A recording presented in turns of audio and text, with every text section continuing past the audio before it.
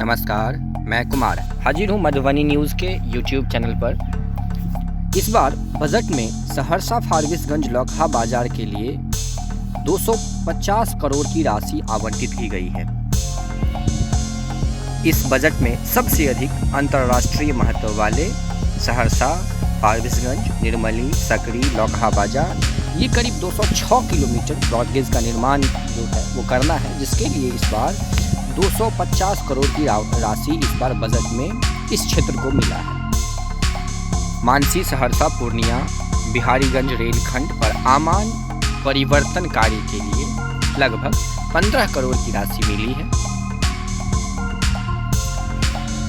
इस बार बजट में इस प्रकार की राशि मिलने से, पर्याप्त राशि मिलने से इन रेलखंडों के बचे हुए शेष कामों को करने के लिए गति और साथ ही साथ एक उम्मीद जताई जा रही है कि ये सब काम अब कुछ कम समय में ही पूर्ण कर लिया जाएगा, क्योंकि बहुत सारे काम ऐसे बचे हुए थे जो बजट के कारण रुका हुआ था। उसके बाद सुपौल जिला स्थित कोशी रेल महासेतु के लिए लगभग 60 करोड़, कटरिया कुशरेला कोसी नदी पर पुल व आंशिक दोहरीकरण का कार्य करने के लिए लगभग 20 करोड़ रुपए का प्रावधान भी दिया गया है। आपको बता दें जो इस बार कोसी, सीमांचल और मिथिला के क्षेत्र में लगभग दर्जन भर से ज़्यादा जो है वो रेल प्रोजेक्ट परियोजना चल रही है, जिसमें दरभंगा, झंझारपुर, निर्मली, झंझारपुर लौकहा बाजार, झंझारपुर से सहरसा, निर्मली से सहरसा, उसके उपरांत दरभंगा से कुशेश्वर स्थान, अररिया, सुपौल, खगड़िया, कुशेश्वर स्थान और भी कई सारी नई रेल परियोजनाओं का जो काम है वो बजट के कारण रुका हुआ था या फिर कुछ धीमी चल रहा था।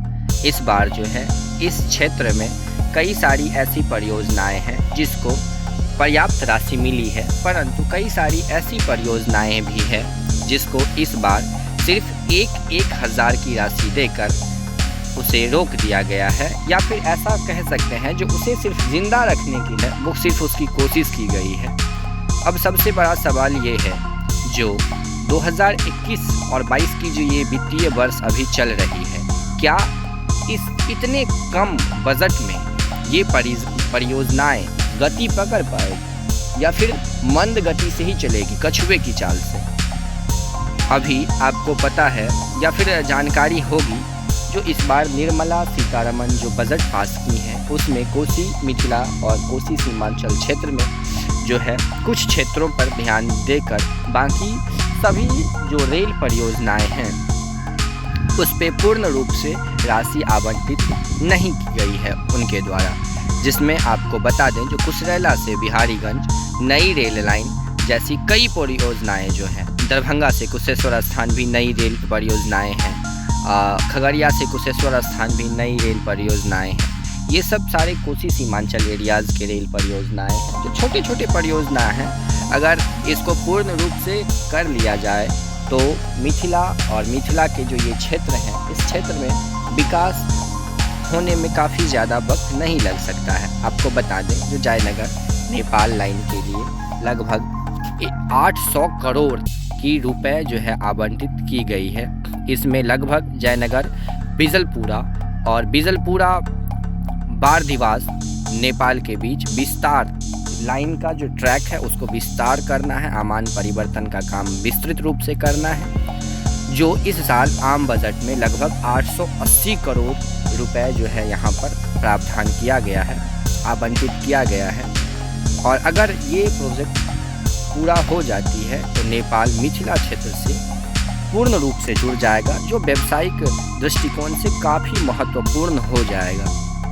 आपको बता दें जो जयनगर, दरभंगा, नरकटियागंज ये रेल रूट करीब 268 किलोमीटर का है, जिसको 25 करोड़ की राशि मिली है।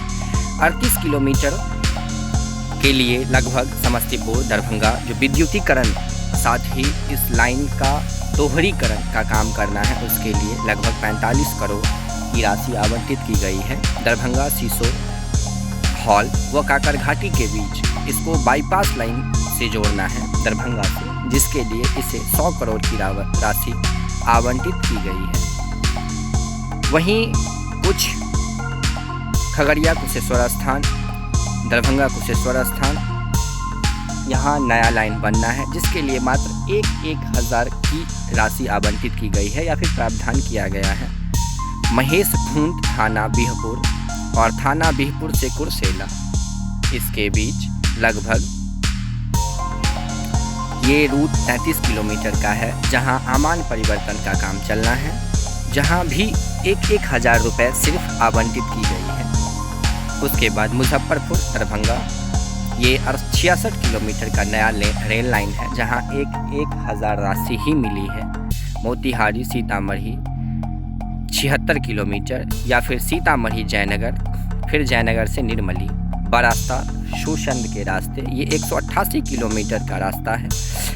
ये प्रोजेक्ट है जिसको सिर्फ 1,000 की राशि मिली है। यानी इस साल भी इसको सिर्फ जिंदा रखने के लिए, कागज़ पे ही रखने के लिए इस सभी क्षेत्रों में, इस सभी आवंटित परियोजनाओं में जो है राशि नहीं दे करके जो है इस सभी प्रोजेक्ट को सिर्फ जिंदा रखा गया है पेपर पर। और क्या ये जो राशि आवंटित की गई है इस बार, क्या इस बार भी मिथिला का विकास रुक जाएगा, इस क्षेत्र का विकास रुक जाएगा?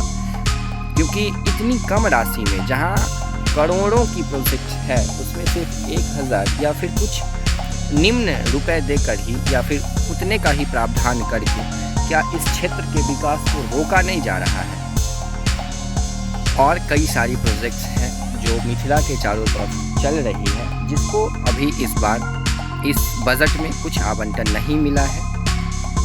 अब सबसे बड़ा सवाल ये है, जो क्या इस वित्तीय वर्ष में 2021-22 में इतनी कम राशि से क्या इस क्षेत्र का विकास हो पाएगा, या इसमें चल रहे रेल परियोजनाओं का जो काम है वो संपूर्ण हो पाएगा?